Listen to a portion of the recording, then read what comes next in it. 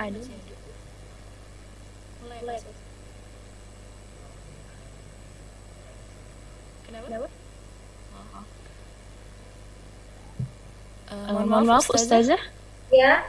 Bisa kita mulai sekarang? Iya. Oke. Bisa. Ya.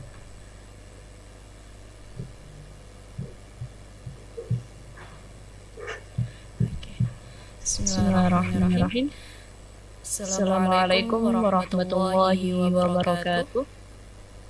Alhamdulillahirabbil alamin. Allahumma lakal hamdu ala ni'matil iman wal islam. Walakal hamdu an ja'altana min ummati Muhammadin sallallahu alaihi wasallam. Allahumma shalli ala sayyidina Muhammad wa ala alihi wa sahbihi ajma'in. Amma ba'd. Yang kami hormati Chairperson Yayasan Syafana Islamic School, Ibu Hajah Latifah. Yang kami hormati Managing Director Syafana Islamic School, Bapak Haji Nanang Firdaus Muski, Asatid, Sayyidat, Parents, juga jamaah Masjid Agung Syafana Iman yang berbahagia. Alhamdulillah, apa kabar semuanya? Semoga kita semua selalu dalam lindungan Allah Subhanahu wa taala. Semoga kita juga selalu dalam berkah dan inayah dari Allah Subhanahu wa taala, sehingga alhamdulillah kita kembali berjumpa di kajian duha yang insyaallah sangat banyak ilmunya.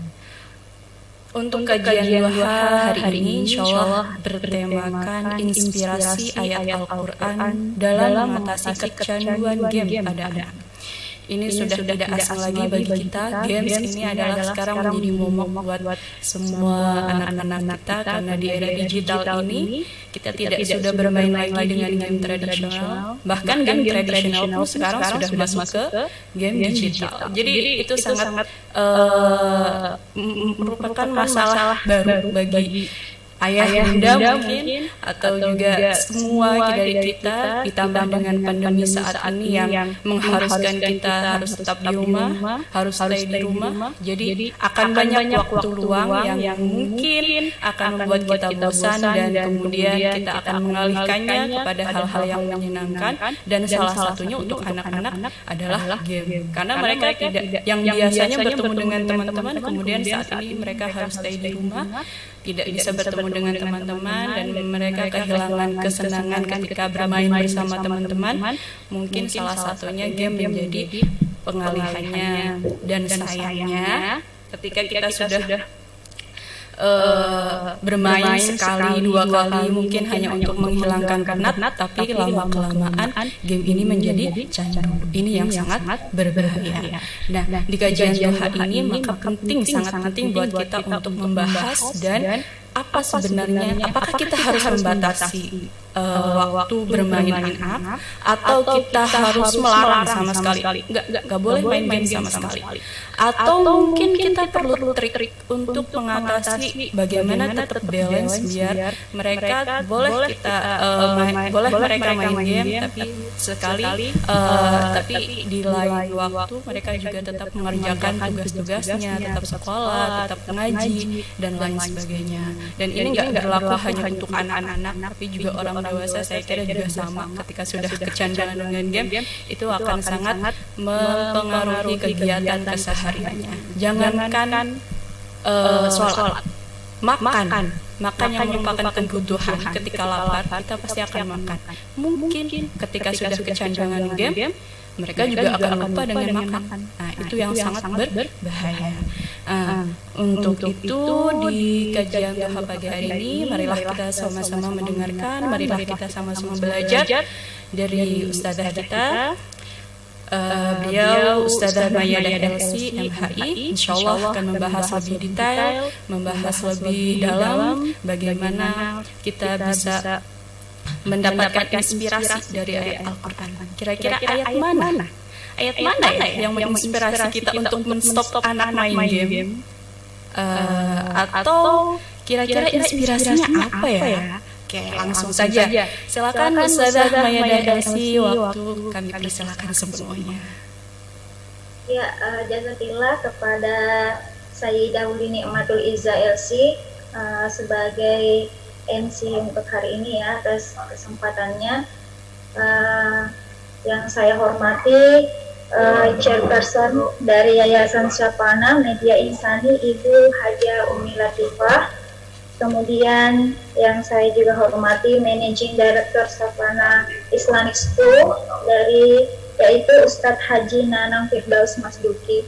Terus kepada para asatizah, kemudian mungkin ada beberapa dari orang tua, siswa, dan juga ada rekan teman-teman saya yang seangkatan saya di Mesir juga ada di sini, dan para audiens yang sempat dan menyempatkan diri untuk berbagi bersama kita hari ini. Bismillahirrahmanirrahim. Alhamdulillahirrabbilalamin wa bihi nasta'in wa ala umuri dunya waddin. Wassalatu wassalamu ala asyrafil anbiya'i wal mursalin sayyidina Muhammadin wa ala alihi wa ashabihi ajma'in, amma ba'd. Assalamualaikum warahmatullahi wabarakatuh. Gimana suara saya kedengaran ya?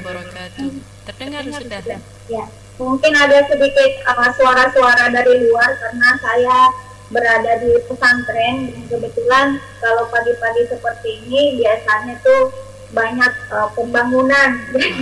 Jadi mungkin tolong dimaklumi kalau ada suara-suara kayak lagi orang bangun gitu ya. Baik, ya. Alhamdulillah saya sungguh sangat mengapresiasi dan berterima kasih kepada rekan-rekan di Syafana Islamic School yang sudah berkenan untuk mengundang saya sekedar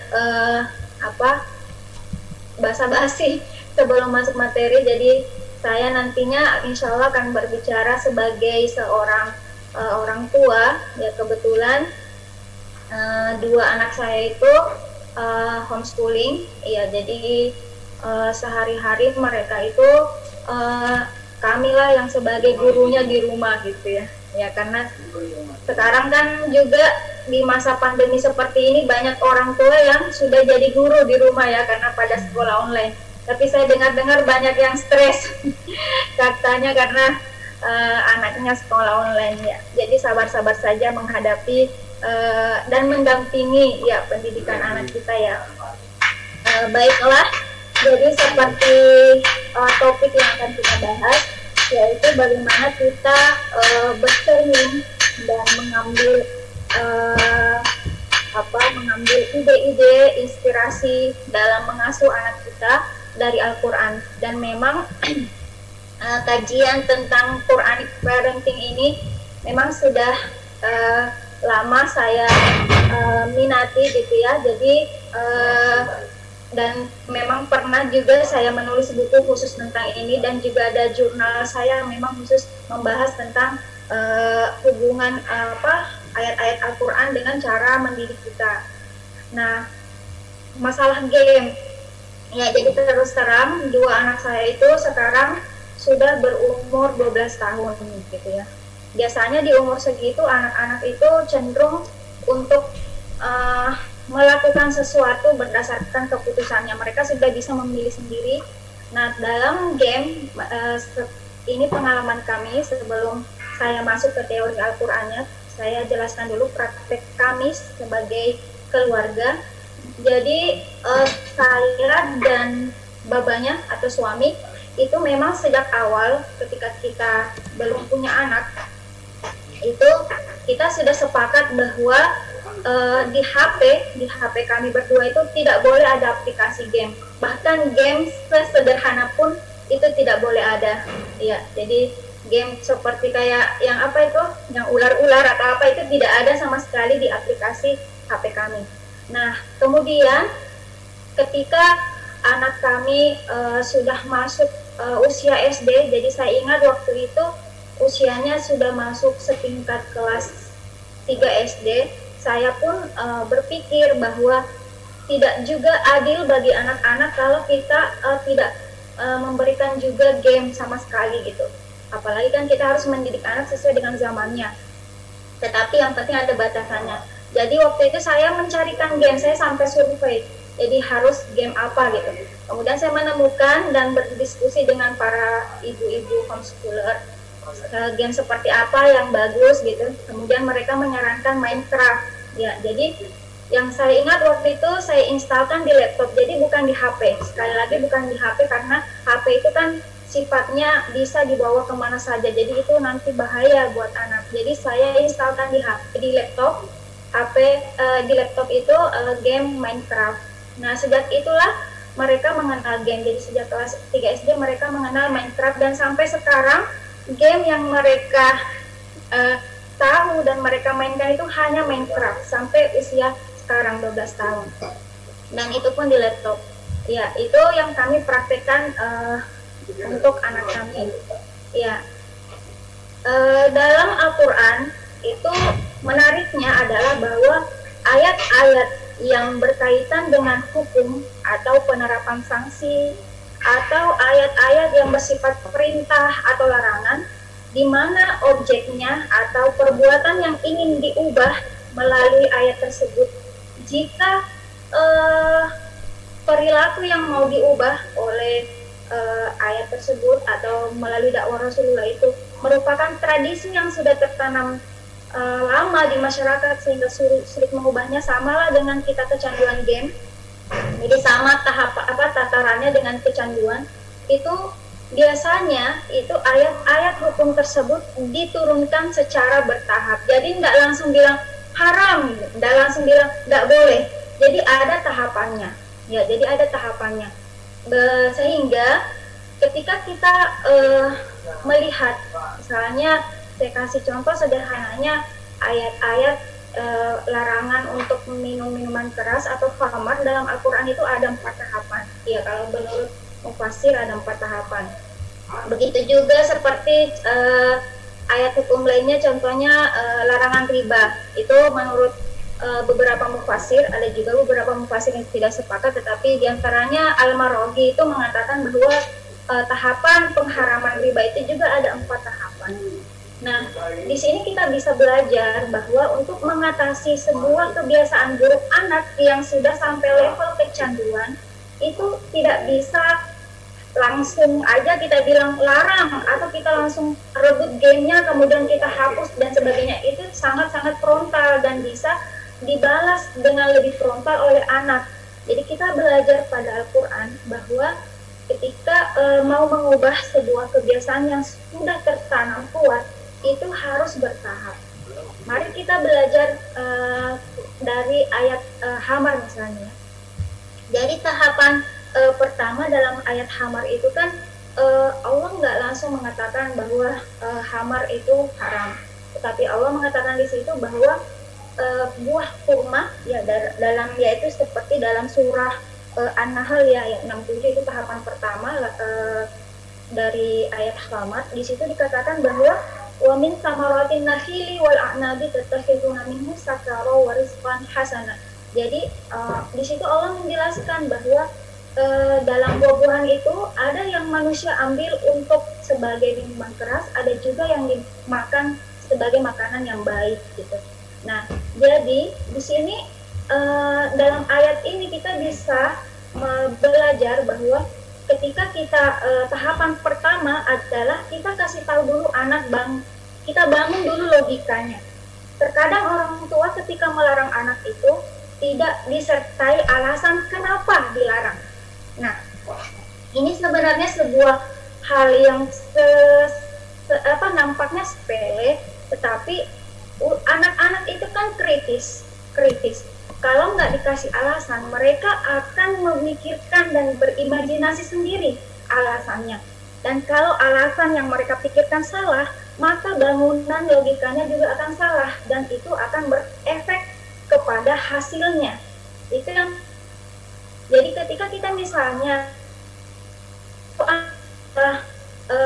tahapan pertama itu kita tahu apa manfaat game dan apa negatifnya. Negatif.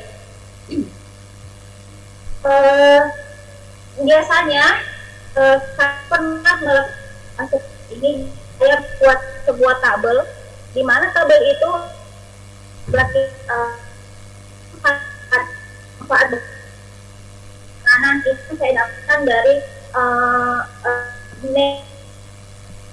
anak untuk melihat yang mana lebih banyak manfaat dan yang mana lebih banyak negatifnya. Kemudian mereka di tabel itu kita bisa belajar, oh ternyata alasan anak menyukai dan cenderung untuk bermain game itu seperti apa, biar kita tahu perspektif mereka seperti apa gitu. Jadi kita berusaha untuk menyatakan pandangan kita kepada anak.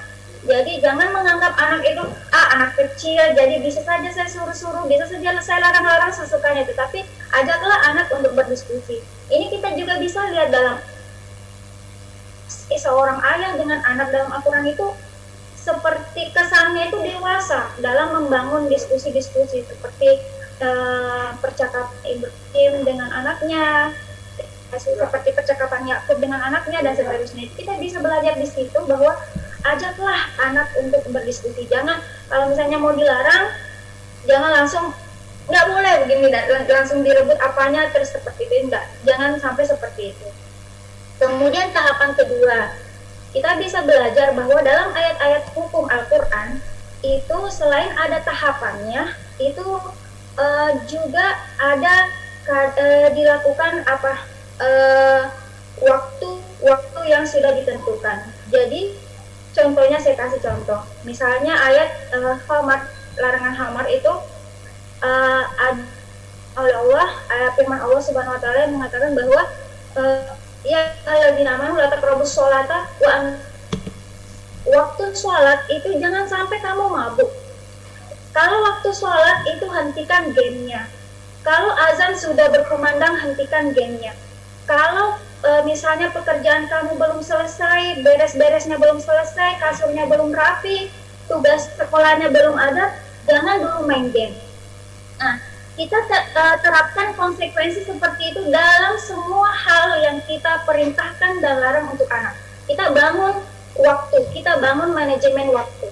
Jadi seperti itu yang kami terapkan di rumah kami. Jadi sejak awal itu semua larangan atau perintah itu kita kasih waktu, zona waktunya. Jadi misalnya untuk bermain game itu tidak boleh waktu pagi. Jadi tidak boleh waktu pagi itu dilakukan game. Nggak ada game di pagi hari. Ya. Nah, bagaimana dengan anak yang kecanduan yang sudah susah sekali untuk diubah? Itu caranya adalah selain kita lakukan bertahap, kita persingkat waktunya sedikit demi sedikit. Jadi misalnya anak yang sudah kecanduan itu hari ini kita batasi waktunya, misalnya dia sudah kecanduannya sampai 6 jam ya. Misalnya kita coba, kamu bisa nggak main gamenya cuma 5 jam. Jadi sedikit demi sedikit saja, jangan langsung nggak cuma boleh 1 jam misalnya. Jadi sedikit demi sedikit kita batasi waktunya. Jadi misalnya hari ini kita bilang ke anak yang kecanduan itu, nak boleh nggak hari ini kamu main gamenya, coba mama mau lihat bisa nggak 5 jam aja, bisa nggak main game, terus berhenti. Nah ketika dia sudah ternyata mungkin awalnya susah, kemudian besoknya masih susah, kemudian misalnya 3 hari sudah ada, dibatasi lagi waktunya, diturunkan lagi waktunya. Nah mama akan gembira sekali, atau mama akan kasih apa gitu reward kamu kalau kamu misalnya main gamenya cuma 3 jam. Lama kelamaan sebenarnya bukan masalah waktunya yang akan kita kejar di sini, tetapi masalah pengendalian diri anak. sudah sampai mana kita mendidiknya. Jadi yang kita lihat di sini jangan masalahkan waktunya, tetapi yang kita akan dapatkan, yang akan kita orientasikan sebenarnya itu adalah pengendalian diri anak sudah terbangun. Kalau pengendalian diri anak sudah terbangun, ayah dan bunda, itu insya Allah semua apapun yang bisa yang diminati oleh anak sampai dia lupa waktu, lupa makan dan sebagainya, itu akhirnya bisa dia manage dengan baik dengan sendirinya. Ya, jadi tentu saja kita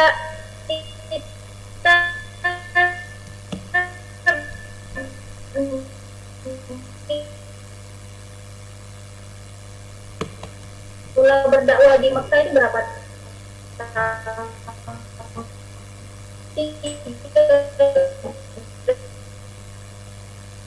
Anak untuk membentuk pengendalian diri anak itu jangan dikira cuma 1 kali, 2 kali, kemudian orang tua bilang, aduh sudah susah payah per kali 1 hari 2 bulan kan.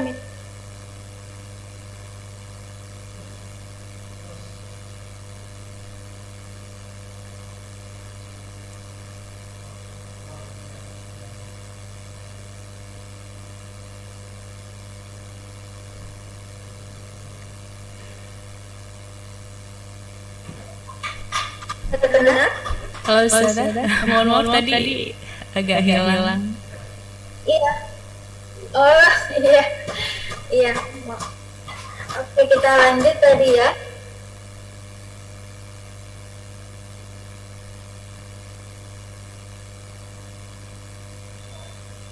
Jadi untuk mengubah dan membentuk pengendalian dari anak itu jangan dikira 1 bulan 2 bulan. Saya sendiri, pengalaman saya dalam membentuk misalnya proses anak saya bisa bangun subuh sendiri tanpa dikasih bangun, itu membutuhkan waktu 3 tahun. Ya, jadi nanti dia ketika kelas 5 SD, setingkat kelas 5 SD baru dia bisa nggak dikasih bangun gitu ya. Ya. Kemudian yang selanjutnya adalah ketika Allah menjelaskan tentang ayat-ayat perintah dan larangan atau ayat-ayat yang hukum, itu biasanya kalau melarang sesuatu A, biasanya dalam ayat tersebut juga ada dicantumkan alternatif kegiatan yang boleh. Jadi kenapa? Karena biar kegiatan tersebut yang dibolehkan itu bisa menyibukkan anak sehingga tidak terfokus kepada yang dilarang. Saya kasih contoh misalnya ayat riba gitu ya, ayat riba. Allah dalam Al-Quran itu menggambarkan bahwa riba itu haram, tetapi jual beli itu dibolehkan. Jadi manusia jangan bergelut pada riba, tetapi kerja keraslah dalam jual beli, menjadi pengusaha dan sebagainya sehingga bisa menyebutkan kamu untuk agar tidak terpaku pada riba. Begitu juga dalam khamar gitu ya. Ya, jadi ketika Allah mengatakan bahwa buah kurma dan anggur itu boleh untuk minuman keras, bisa manusia jadikan minuman keras, tetapi ada alternatifnya, bisa juga sebagai makanan yang baik dan halal di luar minuman keras itu. Di sini kita bisa belajar bahwa ketika kita mau mengatasi kecanduan game anak itu, kita kasih alternatif kegiatan dia dari game tersebut ya. Jadi sekarang ini ada sebuah fenomena di mana orang tua itu kadang memerintah atau melarang anak atau menyuruh anak melakukan sesuatu, tetapi tidak mau mendampingi, tidak mau ikut serta terlibat dalam kegiatan tersebut. Nah, saya sendiri di awal-awal ketika saya menginstalkan game Minecraft itu, terus saya selalu ada di dekatnya gitu, karena saya ingin melihat prosesnya, saya ingin lihat gamenya seperti apa, yang dilakukan anak seperti apa. Jadi kita mendampingi sehingga kita bisa tahu ada alternatif lain, kegiatan lain yang kita bisa bikin seperti Minecraft ini. Misalnya saya membelikan Lego untuk anak saya, dari Lego yang tahapnya mudah sampai Lego yang tahapnya sulit, itu sama bisa membuat anak tersibukkan. Jadi alih-alih dia memikirkan game yang tersebut, jadi dia mending melakukan kegiatan fisik yang lebih menyibukkan dia. Ya, saya kira ini saja, nanti bisa kita kembangkan di sesi tanya jawab. Jadi intinya adalah yang pertama itu kita harus melakukannya secara bertahap, harus sabar ya. Mengasuh anak itu bukan mengasuh benda mati gitu ya. Jadi ada perasaan yang dilibatkan, ada pikiran yang kita habiskan, ada energi yang kita kuras dan sebagainya. Memang kita harus sabar. Mungkin hari ini kita masih melihat hasil didikan kita kok belum ada tanda-tanda ya gitu ya, misalnya anak kita mau jadi apa. Tetapi lihatlah nanti ketika anak sudah usia berapa, itu kita akan insya Allah merasakan hasil kerja. Kembalikan lagi kepada MC. Ya, wassalamualaikum warahmatullahi wabarakatuh. Waalaikumsalam warahmatullahi wabarakatuh. Baik, terima kasih banyak Ustazah untuk materi yang sudah dikaji. Silakan untuk ayah bunda, sebagaimana yang tadi sudah dijelaskan, mungkin ada banyak pertanyaan atau ada banyak pengalaman yang bisa di-share dan diberikan solusi oleh Ustazah Mayadah. Sangat dipersilahkan di chat grup ya. Silakan untuk chat di grup Masjid Syafana Islamik, Masjid Syafana Al Iman.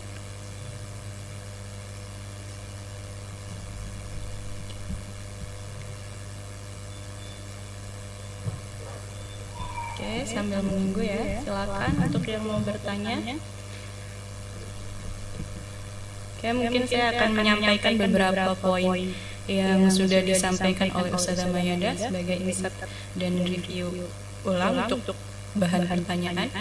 Yang pertama adalah inspirasi. Ternyata inspirasi ayatnya adalah banyak ya. Tidak yang paling mungkin yang paling familiar di kalangan kita mungkin tentang tahap pengharaman Homer. Itu sangat familiar, di mana Homer itu dilarang tidak sekaligus karena saat itu mereka sudah terbiasa dan kebiasaan dengan hal minum-minuman atau mabuk-mabukan itu terbiasa. Nah, di situ ayat Al-Qur'an melarang dengan secara bertahap 1, 2, 3 dan itu adalah menjadi inspirasi buat kita dalam melarang atau mengendalikan kecanduan game pada anak ya. Pertama bertahap, sabar Bu, bertahap. Terus yang kedua waktu, ada timeline. Mungkin kita bisa sebut dengan timeline, dalam artian timeline itu biar kita juga sama-sama tahu bagaimana efek setelah kita kendalikan, misalnya dari yang 10 jam menjadi 5 jam, kemudian menjadi 3 jam. Nah, di situ mungkin kita akan lebih erat kaitannya dengan anak karena kita tahu anak itu atau sifat anak kita atau anak kita bisa mengendalikan dirinya seberapa besar mengendalikan dirinya kepada dirinya sendiri. Nah, itu timeline atau kita kasih jeda waktu. Terus yang terakhir adalah dalam Al-Qur'an banyak dicontohkan setiap kali ada larangan ada juga hal yang diperbolehkan gitu. Kalau yang tadi dicontohkan oleh Ustazah adalah ketika riba diharamkan, Allah memotivasi kita untuk jual beli, agar jual beli sama-sama. Ketika riba itu membuat mereka untung, ada yang halal dan menguntungkan, yaitu jual beli. Jadi itu adalah yang pertama bertahap, yang kedua kita ada waktu atau jeda, yang terakhir adalah kasih alternatif, memberikan alternatif ketika kita memberikan konsekuensi larangan. Oke, sepertinya sudah ada yang masuk.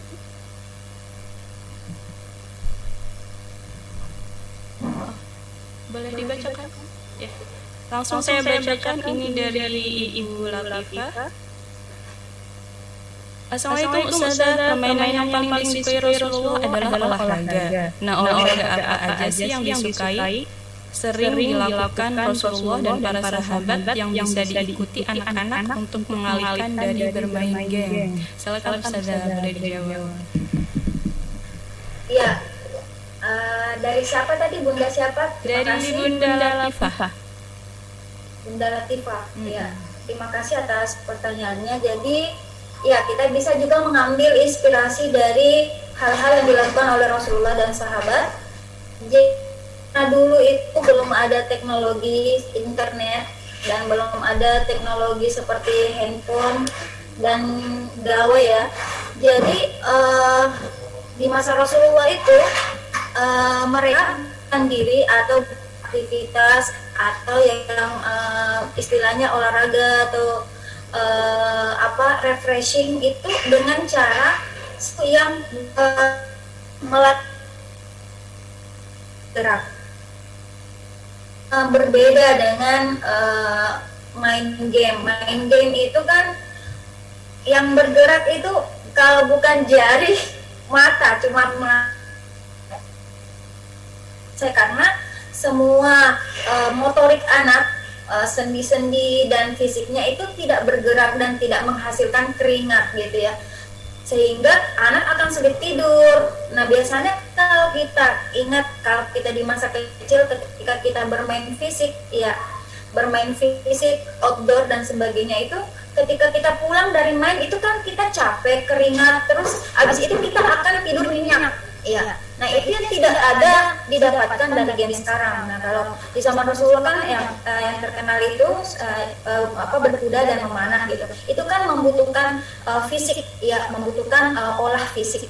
Nah kita bisa mengambil inspirasi di situ bahwa kalau kita mau bikin alternatif permainan atau aktivitas, nah bisa misalnya mengajak anak-anak jalan-jalan ke sekitar rumah, kemudian mereka melakukan observasi. Ini berdasarkan pengalaman kami, misalnya melakukan observasi tumbuhan. Misalnya tumbuhan apa yang mereka bisa amati di sekitar. Tidak perlu sampai jalan-jalan kemana, di sekitar rumah pun bisa.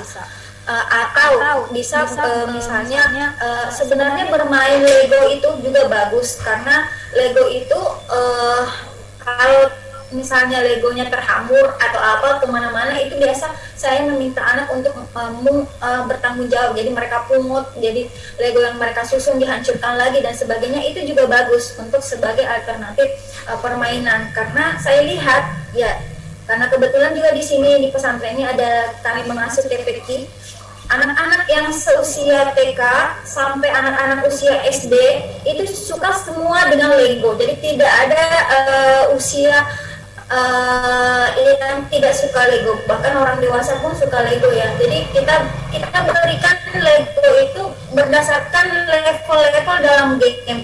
Misalnya level 1 masih Lego yang besar-besar, terus nanti ketika dia usia berapa kita kasih Lego yang misalnya Lego-Lego yang sudah tahapan sulit. Itu yang saya lakukan untuk si kembar. Kemudian misalnya memang sekarang itu di zaman sekarang yang kurang dari anak-anak itu adalah permainan fisik. Padahal perkembangan motorik. Jadi ketika anak misalnya terlalu lama mengolah otaknya tetapi tidak diimbangi dengan pergerakan fisik yang banyak, itu bisa menyebabkan dia mudah lemas, mudah sakit dan sebagainya.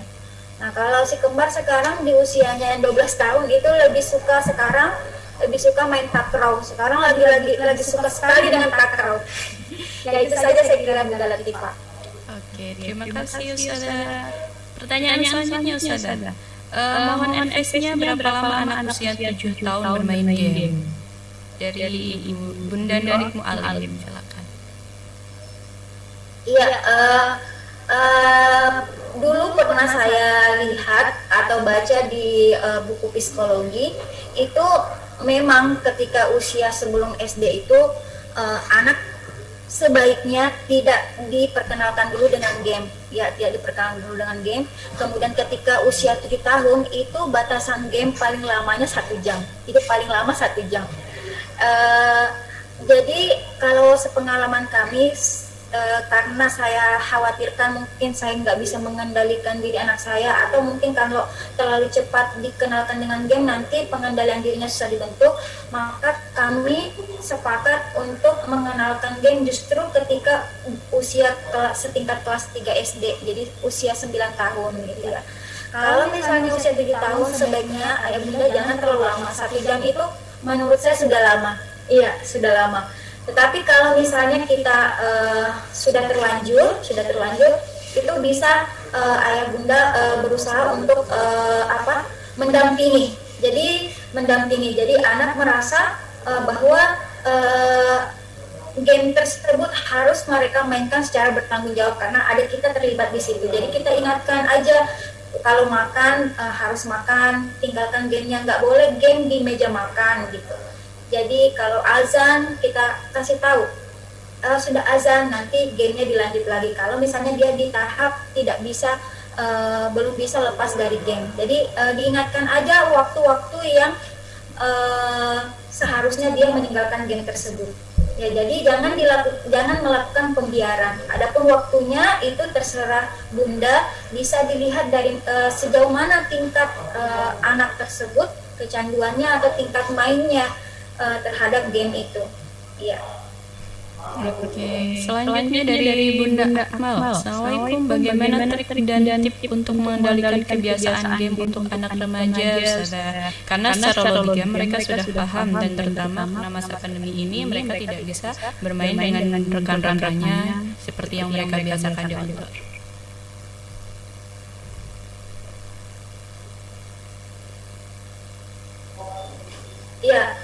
Ya anak remaja ya. Ya, anak kebetulan saya belum punya anak yang remaja, baru menjelang remaja ya. Ya, jadi kalau sudah usia remaja itu kita memposisikan diri sebagai orang tua itu sebagai teman anak. Ya, jadi ketika kita mau melakukan sesuatu atau melarang anak tersebut, kita berposisi sebagai teman. Jadi kita bicara atau ngobrol dengan anak itu, kita tanya-tanya dulu gitu. Kenapa sih kamu suka sekali main game seperti itu? Apa manfaatnya? Terus teman-teman kamu siapa aja? Kamu main di mana aja? Jadi kita ngobrolnya seperti teman. Jadi pendekatan yang terbaik untuk anak remaja itu bukan antara suruh dengan yang disuruh ya, tetapi pendekatannya lebih ke teman.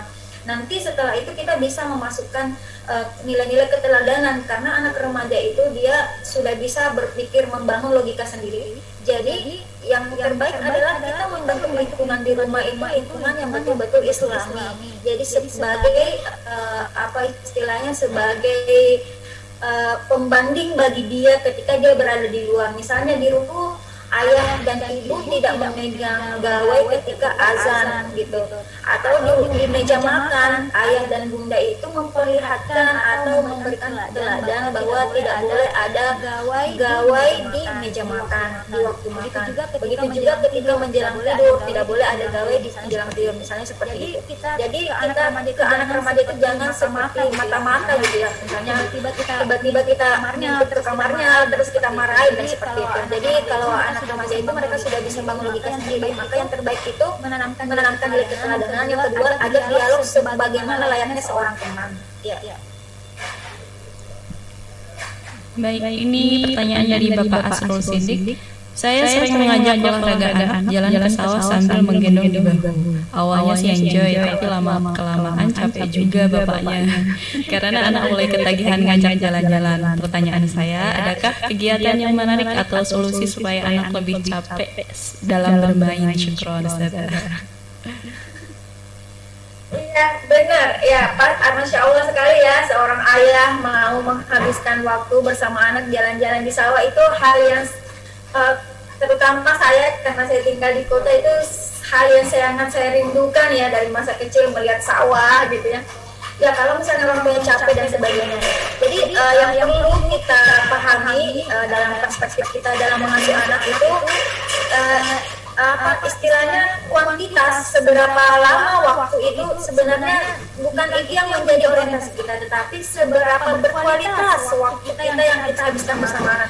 Bahkan misalnya cuma 5 menit saja atau 10 menit saja, bahkan kalau misalnya tidak sampai capek dan sebagainya, tetapi kalau sambil ngobrol banyak hal yang kita tahu dari anak juga banyak mendengar cerita dari ayahnya, itu lebih banyak membangun dan berbekas di hatinya gitu. Jadi ketika dia sudah berhenti dari aktivitas tersebut, itu minimal ada asar atau ada kesan yang tertanam di dalam hatinya. Jadi seorang ayah tidak usah berkecil hati ketika misalnya kayaknya jalan-jalan, misalnya capek, saya capek dan sebagainya, kemudian harus apa, melakukan kegiatan apa biar tidak capek dan sebagainya. Tidak ada, menurut saya semua mendampingi anak itu pasti capek, apalagi anak yang usia-usia kayak 7 tahun, 8 tahun, mereka itu bukan hanya mau lari aja atau mau apa istilahnya mau bebas saja seperti itu ketika kita lepas di outdoor ya.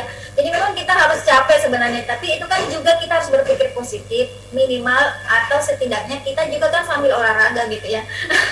Jadi kita bukan cuma melatih anaknya gitu ya, bukan cuma anaknya yang berkeringat, tetapi kita juga. Jadi kita harus menanamkan mindset berpikir positif. Iya, nggak apa-apa capek kalau cuma berapa lama gitu ya, yang penting kualitas dalam kegiatan tersebut itu tercapai. Sebenarnya ada satu kegiatan yang seru untuk bersama anak yang sebenarnya capek, mau dibilang capek juga nggak terlalu, itu adalah memasak bareng. Apalagi di musim pandemi ini gitu ya, banyak ayah itu sosok ayah yang terjun di dapur ya, sosok ayah terjun di dapur beres-beres dan memasak. Nah itu bisa kita libatkan anak, motong-motongnya kan, masak-masak di dapur itu kan nggak sebentar ya, jadi bisa dilibatkan anak sedikit demi sedikit dalam kegiatan tersebut ya. Oke, terima kasih. Selanjutnya dari Bunda Valen. Bagaimana trik untuk membujuk anak yang pemarah, dilarang main game tidak mau, ketika main game ada iklan marah-marah? Demikian ya, terima kasih. Gimana, bisa diulang? Membujuk anak yang ketika dilarang marah-marah, ketika main game ada iklan marah-marah. Gimana cara membujuknya? Oh, jadi usia berapa anaknya? Bunda Valen usia berapa ya? 13 tahun. Oh iya. Iya. Iya, jadi marah-marah. Nah, salah satu, jadi ada sebuah jurnal yang saya baca itu dari seorang pemerhati perilaku anak dan menghubungkan antara game dengan perilaku anak itu. Dia memberikan menggambarkan tingkatan kecanduan game. Iya. Jadi di antara tingkatan yang tingkatan kecanduan game itu adalah ketika anak mau dipisah dengan gamenya itu dia marah, ngamuk, tantrum dan sebagainya. Jadi dia frontal gitu ya.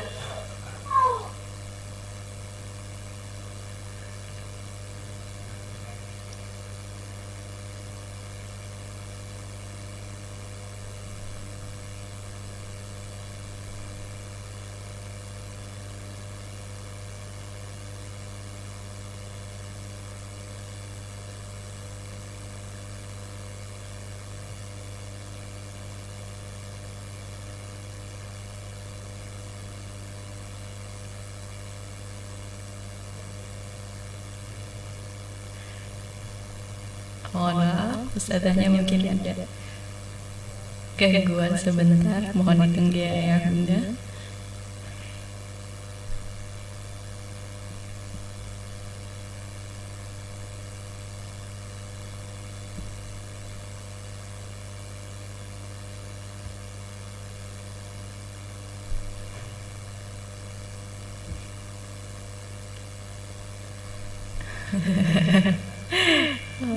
Maaf ya, ada interupsi. Ya, nggak apa-apa Ustazah. Ya, jadi apa tadi, kalau udah marah gitu ya, jadi marah. Jadi itu kalau misalnya ditegur udah sampai marah, itu berarti sudah tingkatannya mulai gawat gitu ya, mulai gawat. Jadi itu yang saya katakan tadi, anak itu ya ada satu hal yang saya lupa kasih tahu ya, kalau misalnya melarang anak itu kalau sudah sampai dia tahap anaknya frontal, suka ngamuk dan marah ketika dilarang.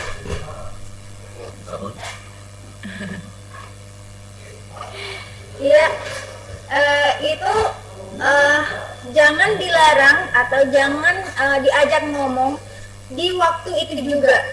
Jadi misalnya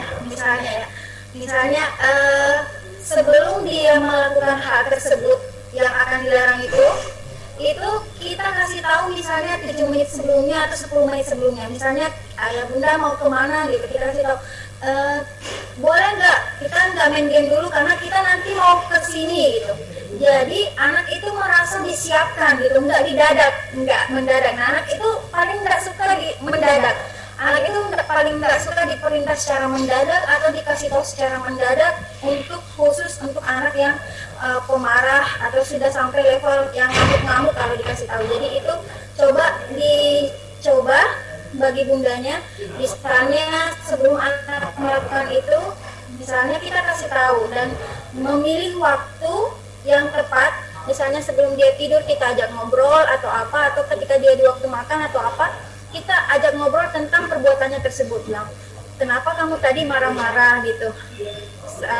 Bunda kan cuma mau kasih tahu. Jadi kita cari waktu di mana dia marahnya sudah reda. Jadi kalau kita memaksa anak di waktu tersebut ketika dia situasinya emosinya nggak stabil, itu yang ada kita capek sendiri. Ya, itu saja. Oke, dari Bunda Sofia dan Bunda Kaisa, boleh tipsnya untuk anak-anak kita agar bisa membatasi diri dari main HP, mengingat sekarang belajar juga mereka dengan HP. Gimana Ustazah?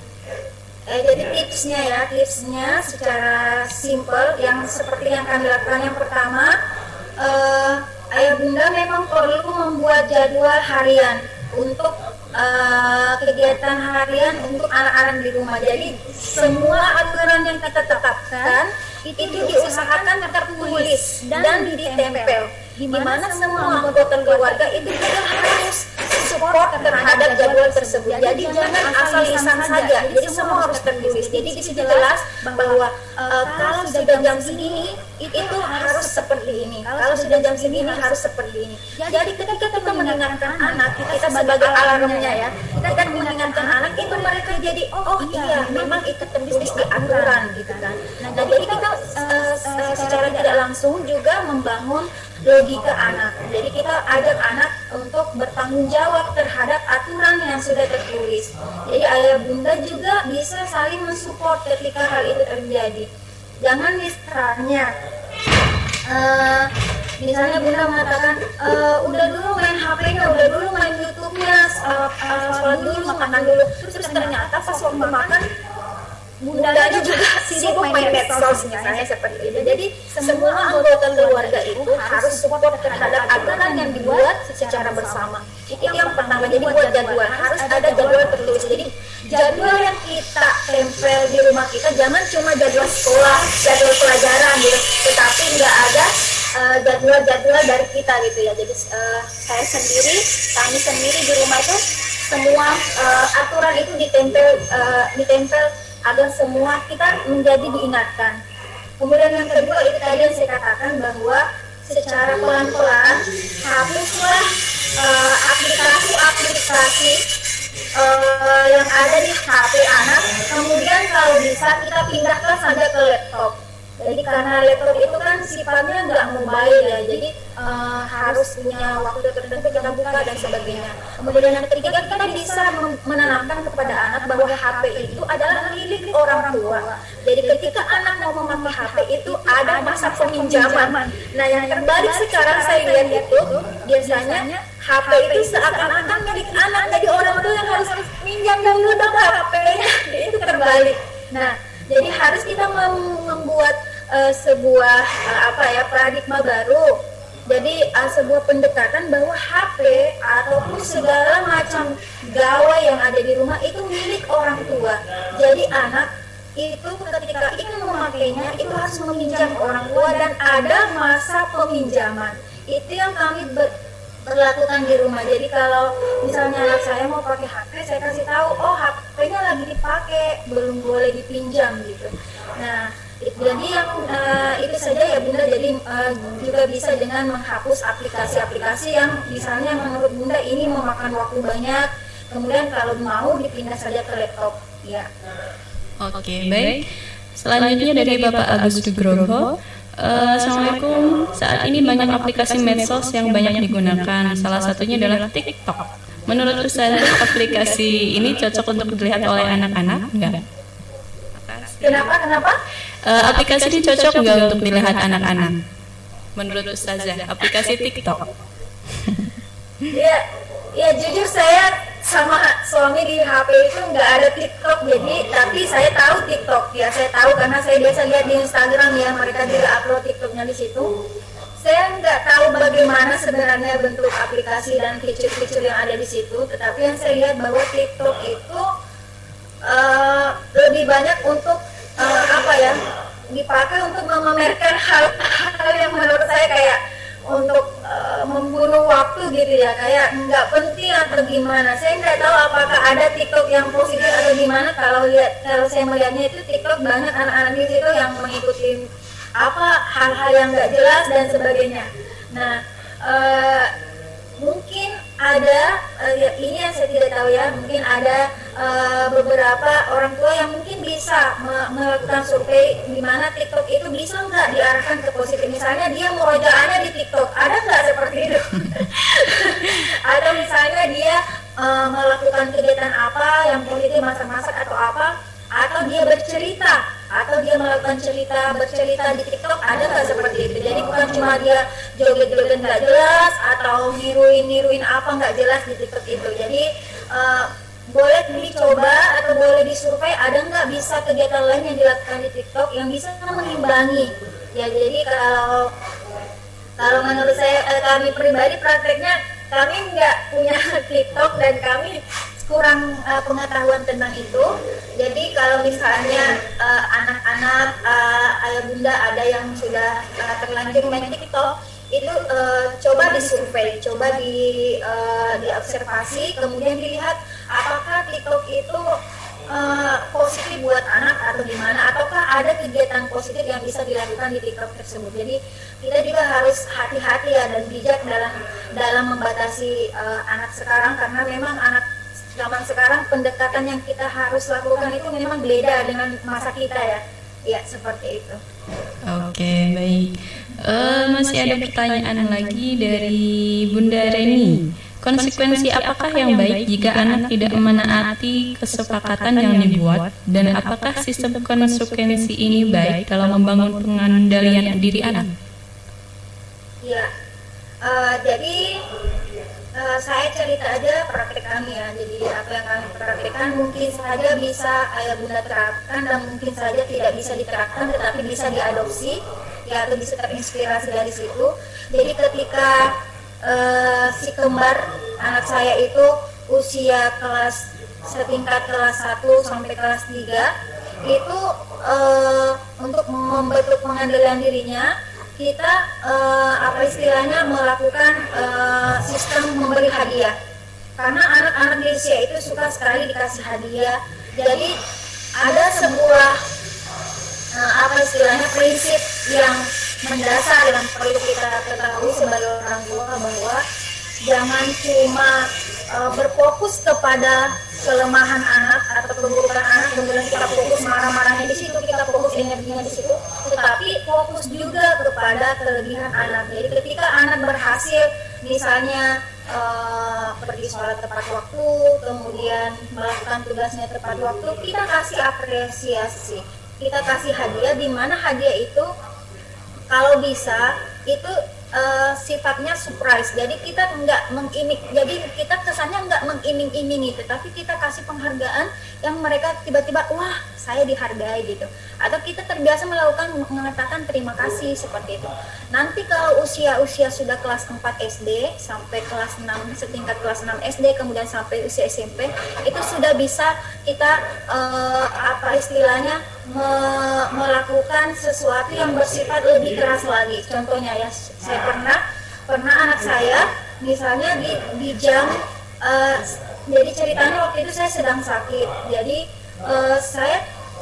dan karena saya sedang sakit saya tidak bisa membersamai anak, dan si kembar itu mengambil laptop tanpa seizin kami, tanpa sepengetahuan kami, dan mereka main YouTube ya, menonton YouTube di laptop itu sampai melewati jam tidurnya. Jadi biasanya anak saya itu tidur jam 9 malam, itu si kembar nggak tidur sampai jam 11 lewat belum tidur. Itu kami tahu ketika saya dengar kok kayak ada bunyi-bunyi apa gitu.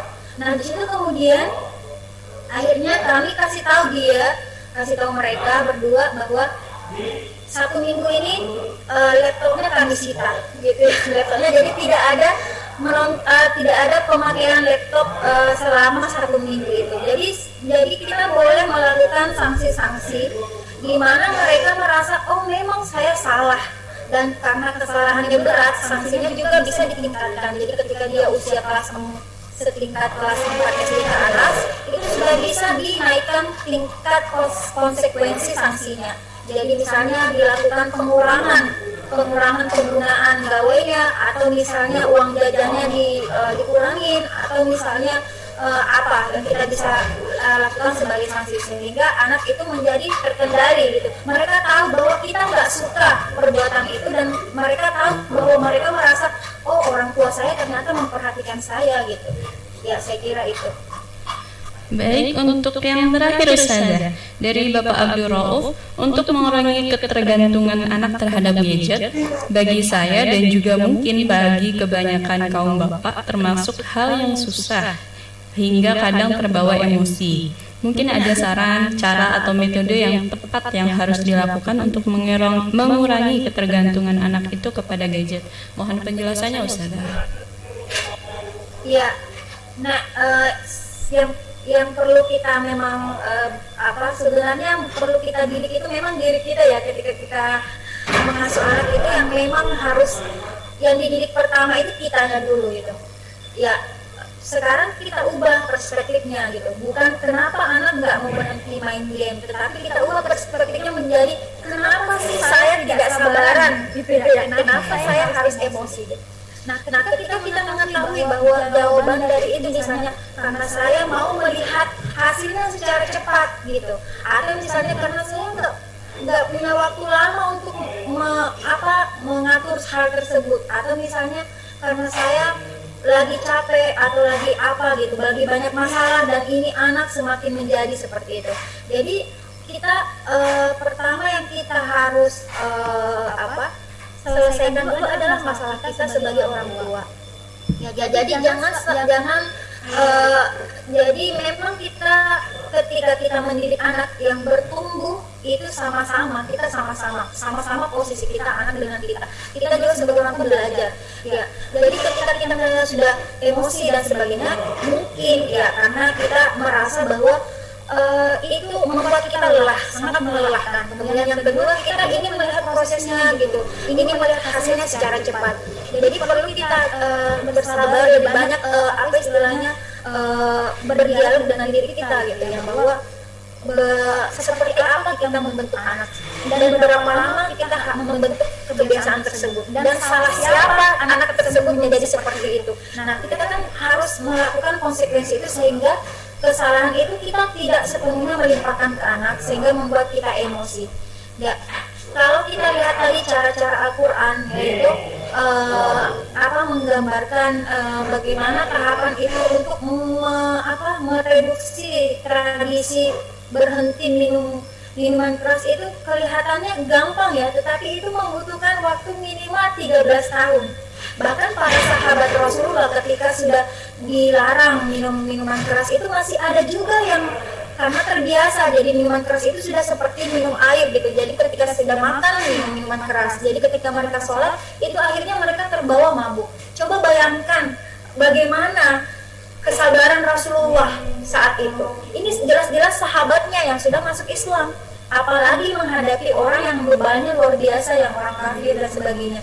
Jadi di sini kita bisa bercermin bahwa ini kita coba menghadapi 1-2 anak, dan itu kita hanya menghadapi anak kita, bukan anak orang lain gitu ya. Jadi kita harus mengubah, dan banyak memang harus kita banyak berdialog dengan diri kita sendiri gitu, bahwa kita harus banyak bersabar, dan itu melatih hal tersebut itu bukan waktu yang cepat.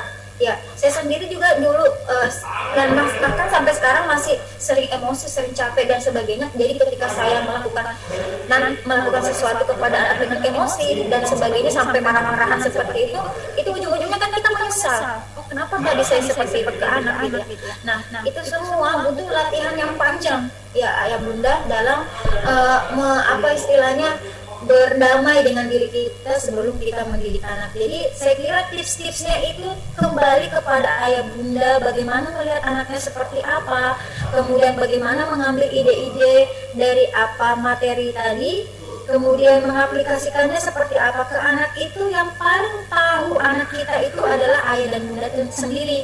Jadi itu yang saya katakan bahwa ayah dan bunda juga harus sama-sama belajar, ya harus sama-sama melatih diri, bukan cuma anak, tetapi kita harus sama-sama bertanggung jawab ya kepada anak tersebut. Oke, untuk pertanyaannya sudah selesai. Terima kasih Ustazah untuk jawaban dari beberapa pertanyaan ayah bunda. Mungkin silakan untuk penutupnya, intisari dari kajian dan yang paling penting ingin saya sampaikan, Ustazah sampaikan, silakan. Ya, jadi alhamdulillah saya sangat bersyukur juga dan banyak belajar dari pertanyaan-pertanyaan ayah dan bunda. Juga saya sangat mengapresiasi keinginan minimal kita punya niat untuk sama-sama mendidik anak kita. Itu sudah menjadi modal yang sangat besar, sehingga jangan berkecil hati jika anak-anak kita misalnya mungkin sekarang belum mau berubah atau seperti apa, atau misalnya tujuan kita belum tercapai. Marilah kita sama-sama bersabar sebagai orang tua dan juga meneladani sifat Rasulullah SAW dalam berdakwah kepada umatnya ya. Kita masih bersyukur karena kita masih misalnya harus mendidik anak kita sendiri gitu. Jadi mau tidak mau yang membentuk anak itu adalah kita sendiri. Yang kedua, terutama untuk ibu, itu ya, terutama untuk ibu yang misalnya selama ini paling banyak membersamai anak, pesan saya adalah jangan lupa bernafas. Iya, jangan lupa bernafas. Biasa ini kedengarannya sepele, tetapi ini ada tips dari saya bahwa setiap hari itu kita harus menyisihkan waktu untuk mengatur nafas. Beneran, dan itu ada efeknya. Ya. Jadi pernahkah ayah bunda bayangkan ketika kita marah atau ketika kita mengasuh anak kita itu kadang lupa bernafas. Maksudnya bernafas yang benar-benar kita rasa gitu. Jadi ketika itu ambillah waktu-waktu di mana kita misalnya sebelum tidur, ini tips dari saya, nah sebelum tidur kita evaluasi diri sebagai orang tua. Kemudian yang kedua, seorang ibu itu juga harus banyak ngobrol ke suami, karena kalau kurang ngobrol ke suami, kurang didengar sama suami, unek-uneknya itu akhirnya akan melimpahkan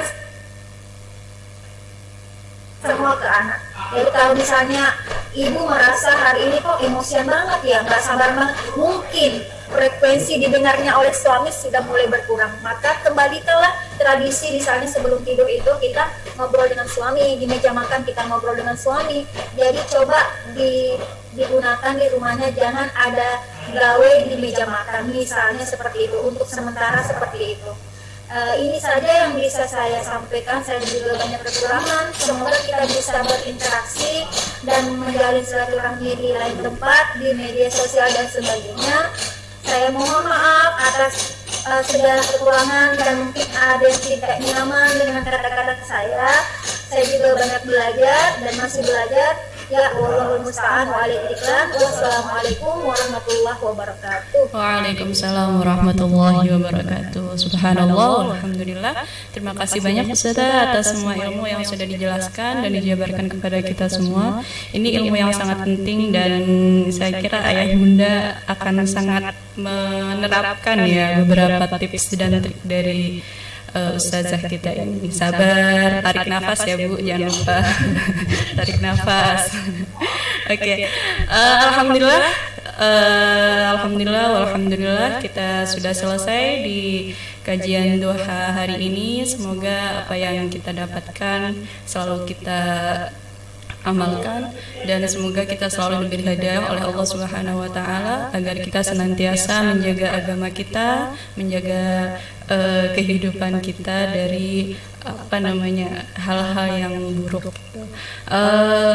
Dan ini semakin mengingatkan kita lagi bahwasanya Al-Quran adalah jawaban dari semua kegundahan hidup, kegelisahan hidup, kesulitan hidup. Jadi kita kembali lagi pada Al-Quran, kita kembali lagi bahwasanya jawabannya ada di sana semua. Subhanallah, Al-Quran adalah tempat kita untuk mengambil pelajaran, tempat kita kembali dalam segala situasi apapun. Terima kasih semuanya, ayah, bunda, ananda semuanya, Ustaz, Sayyidah, dan jamaah Masjid Syafana Al-Iman. Semoga kita bisa berjumpa lagi di kajian duha di minggu berikutnya. Saya selaku moderator dan MC mohon maaf apabila ada kata-kata yang kurang berkenan dan salah-salah kata. Akhirul qauli, assalamualaikum warahmatullahi wabarakatuh. Waalaikumsalam.